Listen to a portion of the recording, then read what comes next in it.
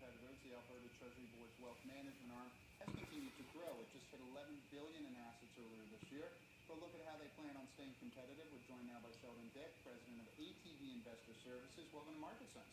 Thank you very much. Pleasure to have you in town. During the commercial break, we were just talking that you were part of a roundtable of 30 presidents of wealth management arms. That was twice a year it's held. Fascinating. What were the themes? What were the themes that we're talking about? Well, one of the subjects actually that I was presenting on, Randy, was how the industry has, kind of had two options that are quite removed from each other. The higher end with lots of advice and also fairly expensive is relationship managed brokerage or investment counsel. At the other end, you got discount brokerages and no advice and very low cost. And we've been piloting something in the middle that has some advice and at lower cost that maybe appeal to a part of the market that's not being served today. All right, fantastic. Let me continue that conversation then and ask you, what is it that really does distinguish your firm from the other firms that are out there right now? Yeah, twice the growth rate of the industry. We've been getting that question a lot lately, and I can tell you it's our people, and your eyes are probably going to gloss over because you hear that from Southwest Airlines and eBay and Pete Carroll after the Seahawks win the Super Bowl. And it's the truth. If I talk to our clients and they're eager to tell me why they love us, they will say to you, it's, I love the returns like the portfolio, but it's Scott that is wonderful, and it's Mary Ann that's asking me questions about how I want to live my life. We have figured out a formula, I believe, for developing some of the best advisors in the world. Sheldon, it's interesting because it sounds as though you're putting yourself in the middle in terms of discount brokers and kind of almost the higher fee advice. What is your view right now as it relates to the fees that mutual funds are currently charging and the transparency that either, in your opinion, exists or does not exist for what those fees are? Yeah, great question. And we really run two different types of businesses. We have a high-touch relationship management business, and we also have the business in the middle that provides some advice at lower cost. Costs of good portfolios have got to come down. There's no question about that. And we've been one of the industry leaders at driving that trend.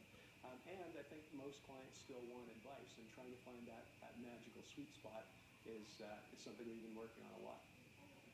So let's continue to look at a couple things that happened today. The Ontario budget came out. You have talked about a potential retirement crisis that exists in Canada right now. Talk to us about where you see your clients as far as establishing themselves for a future where they can feel secure and happy, and what you think needs to be done, and do things like the Ontario provincial pension plan get down the path of getting it accomplished? Right. Yeah, we've been putting a lot of work into what is retirement, what should it be, and I think there's two possible mistakes that people make at different ends of the spectrum. At one end, people don't plan and don't save enough and aren't focused on it. But we've been putting a lot of effort into mistakes at the other end, where we've been sold this dream of Freedom 55 and, let's have our life be out of balance for a long period of time to have this period of payoff at the end where we get to reap all the rewards and have the life we really want to have. We've been working with clients to try and balance and find your best life in every decade, and that probably that Freedom 55 notion doesn't actually support the research of what we enjoy most in life. Which is working. Work is a part of it. Yeah, it really is. I'm not going to say it's the most enjoyable part of life, but it is enjoyable to come here every day with you. Thank you. You're welcome.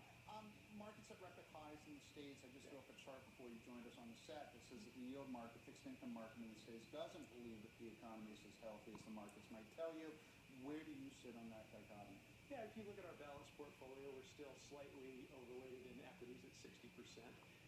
We're at record highs, but there's better earnings to support those valuations today. So it's a different place than we were at in 2007, really since early in the 90s. So we're still optimistic on equities, but they're not as great as low as they were a few short years ago. That's for certain. We're seeing some concerns start to happen in the fixed income markets with people chasing yield and letting durations kind of get longer that might help them with a bit of income in the short term, but with rising interest rates could expose them to some risk. So we're a little bit more active in the fixed income market than we've been in a while. Last question. Where do you and your firm sit on the notion that advisors should have a fiduciary responsibility towards their clients? Absolutely. I think clients come to us, the job they want done is help them live the life they want to live. Transparency is something that's definitely in our sweet spot. So why does the industry fight it? Well, I think there's different reasons. I mean, we were one of the first firms to actually put here's what your target return is going to be over 10 years and put that out in their statements, working towards it. I think in the case of some firms, maybe the performance hasn't been that good and they kind of don't want to have the conversation. Sheldon, good to see you. Thank you. My pleasure. Sheldon Dick, President of ATB Investor Services.